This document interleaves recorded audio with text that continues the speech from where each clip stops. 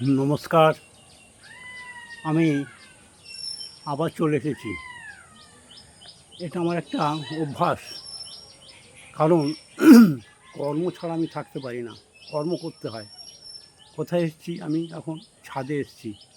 আমার এই যে চারিধারে যেসব গাছালি দেখতে পাচ্ছ, এদের মাঝখানে আমি থাকতে ভালোবাসি। এরাই আমার প্রকৃত বন্ধু। যদিও এরা কথা বলতে পারে না, কিন্তু এদের মধ্যে প্রাণ আছে, এদের মধ্যে সহানুভূতি আছে, সংবেদনশীলতা আছে। এরা ঠকাতে জানে না, মানুষের মতো এরা ঠকায় না, বিশ্বাসঘাতকতা করে না, বেইমানি করে না। এরা পৃথিবীকে বাঁচিয়ে রেখেছে, আমাকে তোমাকে সবাইকে বাঁচিয়ে রেখেছে। এই বৃক্ষ যদি না থাকতো আমরা কোথায় থাকতাম? আদি প্রাণ এই পৃথিবীতে হচ্ছে প্রাণময়। পৃথিবীতে একমাত্র বহু গ্রহ আছে। আমরা যে এই রাতের আকাশে কোটি কোটি কোটি কোটি নক্ষত্র দেখতে পাই, ওরা তো আছে, যেখানে হোক না আছে, ওদের অস্তিত্ব আছে। তা একমাত্র এখনও আমরা মানুষ বিজ্ঞানী হয়ে শ্রেষ্ঠ বড়াই করে গবেষণা করে জানতে পেরেছি এই পৃথিবীতে একমাত্র প্রাণের অস্তিত্ব। তার সেই প্রাণকে এনেছিল কি এই বৃক্ষ, গাছ, গুল্মলতা, শ্যাওলা। জলের থেকে শ্যাওলা উৎপন্ন হয়েছিল, সেখান থেকে প্রাণের উৎপত্তি এই গাছ। কত বিচিত্র ধরনের গাছ, এত যে ওষুধ খাচ্ছি আমরা, তাই এই ওষুধগুলো কোত্থেকে তৈরি হচ্ছে? এই গাছ থেকে, এরাই দিচ্ছে। এরা আমাদের ফল দিচ্ছে, ফুল দিচ্ছে, নিজের জীবন দান করে আমাদের খাবার তৈরি করার জন্য নিজে পুড়ছে আগুনে, নিজের দেহ দান করে ছাই ভস্ম হয়ে যাচ্ছে। সেই ভস্মটাও কাজে লাগছে, সেটাও ফেলে দেওয়ার নয়, সেটাও একটা সার হিসাবে পরিণত হচ্ছে। এমন বন্ধু কী আছে হে? দেখাতে পারবেন? আমি বুদ্ধেশ্বর রাউত, উচিলদহ, উত্তর 24 পরগনা, পশ্চিমবঙ্গ, ভারত।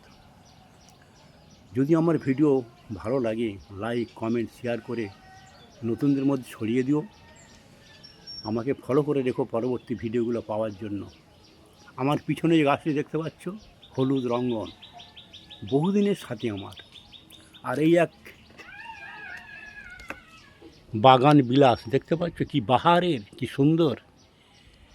এমনি এমনি হয়নি, ওই এক বাগান বিলাস আছে। তা এরাই আমার প্রাণের সখা। আমি এখন মনুষ্য সান্নিধ্য বিরোচিত, মানে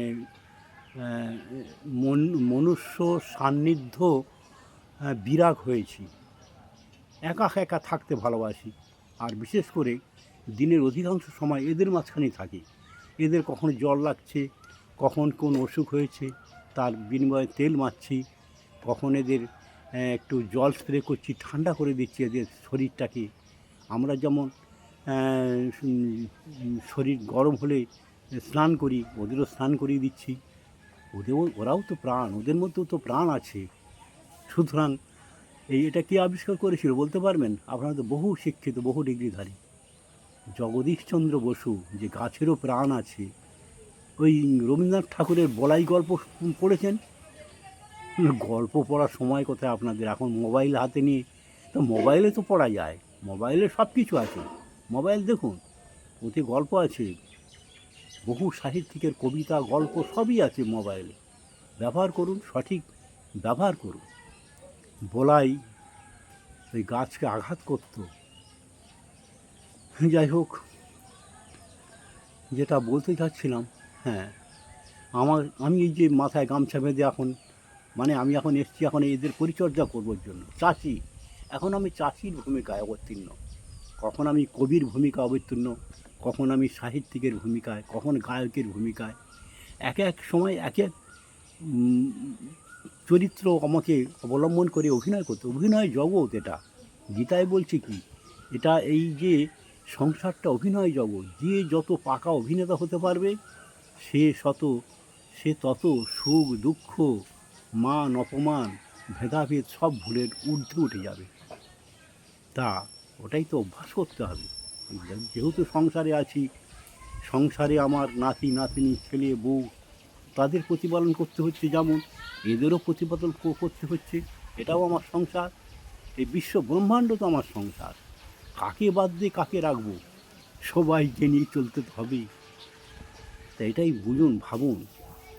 শুধু একা একা বাস করা যায় না, একা একা পথ চলাও যায় না। যদিও আমার বাল্যকালের বন্ধুরা এক এক করে বিদায় নিয়েছে, না ফেরার দেশে চলে গেছে, অনেকে কিছু আছে তাদের সঙ্গে যোগাযোগ আর তেমন নেই। এখন এরাই আমার বন্ধু, এদের নিয়ে আমার সময় দিব্যি কেটে যায়। আমার মনে হয় এই 24 ঘন্টা দিন রাত না হয়ে হয়তো 48 ঘন্টা হলে ভালো হতো, আরও কিছুটা সময় পাওয়া যেত। রাত্রিতে না হলে আরও ভালো। সারাদিন যদি দিন হতো কেমন হতো। রাত্রি নেই, সারাদিন দিন হয়ে আছে। সকাল থেকে সন্ধে হচ্ছে, আবার সকাল থেকে সন্ধে হচ্ছে, রাত্রি আর হবে না। এমন যদি হতো, কল্পনা করতে অসুবিধা কী আছে? কবির কল্পনা কী না হতে পারে বলুন। তাহলে কেমন হতো? ঘুমোনো যেত না। আরে মানে ঘুম তো ঘোড়ার ঘুম হয়, দাঁড়িয়ে দাঁড়িয়ে ঘুমোনো যায়। শরীর যখন ক্লান্ত হয় তখন ঘুম আনতে হয় না, আপন ইচ্ছায় শরীর ঘুম নিয়ে নেয়। সেটা আপনি বুঝতে পারবেন না। আপনি বসে আছেন অথচ আপনার মধ্যে ঘুম হয়ে যাচ্ছে। ক্লান্তি দূর করার জন্য একটা এমন সিস্টেম আছে শরীরের মধ্যে যে আপনার সেই অবসাদ অবসন্নতা ক্ষণিকের জন্য দূর হয়ে যাবে। যাই হোক, এখন তো আমি এই ভিডিওটা করলাম কেন জানো না, এখন এসছি এদের স্নান করাবো, তেল মারবো, গড়ায় জল দেবো, এদের খাদ্য দেবো, এই সবগুলো করবো কিছুক্ষণ, প্রায় 1 ঘন্টা লেগে যাবে। তারপর আমাকে আবার তো কিছু খেয়ে দিয়ে মর্নিং ওয়ার্কে বেরোতে হবে। শরীরচর্চা সকালে উঠেই আমি কিছুটা এক্সারসাইজ করে নিয়েছি, যোগাসন। এই যে যোগ দিবস হচ্ছে কী বারে যেন, 20 না কত তারিখে জানা হোক যোগা দিবস, আমি এটা বহুদিন ধরে করি। আমি তো ডায়াবেটিস পেশেন্ট, আমার ডায়াবেটিস আছে, তারপর হচ্ছে প্রেশার আছে, কোলেস্টেরল আছে, তারপরে আরও হচ্ছে ওই যে কী বলে থাইরয়েড আছে। এত কিছু নিয়ে আমাকে থাকতে হচ্ছে বহুদিন ধরে আমাকে চিকিৎসার মধ্যে আছি। আমাকে 5টা ডিপার্টমেন্টে দেখাতে হয়। সেই পিজি, নীলরতন, মেডিকেল সব হসপিটাল আমার রিজার্ভ। যে ডাক্তার যখন যে ডিপার্টমেন্টে দেখাতে বলছে আমি সেখানে দেখাচ্ছি, ওষুধও খাচ্ছি, ইনসুলিন নিচ্ছি, তবুও তো বেঁচে আছি। যারা ডায়াবেটিসে আক্রান্ত তারা অনেকেই চলে গেছে, কিন্তু নিয়মটা তো মানতে হবে, এক্সারসাইজ করতে হবে, শরীরে ঘাম ঝরাতে হবে। সুতরাং এই যে গাছ, এদের সঙ্গে থাকছি, মনটা প্রফুল্ল, চিন্তামুক্ত কিছুটা হচ্ছি, মাইন্ড ফ্রি, মনকেটা ফ্রি, চিন্তামুক্ত হও, এটা হচ্ছে গীতারও কথা। চিন্তা শূন্য না হলে কোনো শান্তি সুখ কিছুই পাবে না।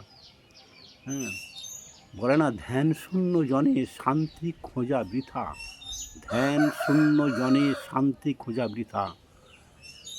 ধ্যানই হও, মনোযোগী হও, এটাই তো ধ্যান। মনোযোগ, মনকে যুক্ত করো।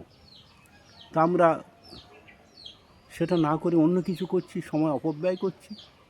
সময় চলিয়া যায় নদীর স্রোতের প্রায়, নদীর স্রোত যেমন থেমে থাকে না, সময়ও থেমে থাকে না। সময় পৃথিবীতে সবই মূল্যবান। একবার একটু কল্পনা করে দেখুন, যখন হয়তো আপনার মৃত্যু বা আমার মৃত্যু হচ্ছে, তখন এই শ্বাস নেওয়ার জন্য প্রাণের কী আকুলতা, কী তীব্র দ্বন্দ্ব তখন হয়। সেকেন্ডের ভগ্নাংশের সময় একটু যদি শ্বাস পাওয়া যায়, কিন্তু বৃথা হয়ে যায়, তখন শরীরের সব পার্টসগুলো দুর্বল হয়ে যায়, শ্বাস আর নিতে পারে না, শ্বাস বেরিয়ে যায় আর টানতে পারে না, তখনই মৃত্যু হয়। তাই যোগার খুব উপকারিতা আছে। যোগাসন, এক্সারসাইজ এগুলো করতে হবে অবশ্যই। তার সঙ্গে যদি মনের দৃঢ়তা বাড়ানো যায়, ওটা তো দৈহিক একটা দৃঢ়তা বাড়লো, মনের দৃঢ়তা বাড়াবার জন্য চাই প্রাণায়াম, ধ্যান, এগুলো প্রয়োজন। তবুটা যখন গীতা পড়বো তখন ওই ব্যাখ্যা করব। এখন এই গাছপালার মধ্যে আছি, এদের নিয়ে এখন কিছু চর্চা করব। যাক, ভিডিওটা তো খুব বড় হয়ে যাচ্ছে, তোমরা হয়তো স্কিপ করে বেরিয়ে যাবে, তাই আজ এই পর্যন্ত থাক, অন্যদিন আবার অন্য কথা বলবো।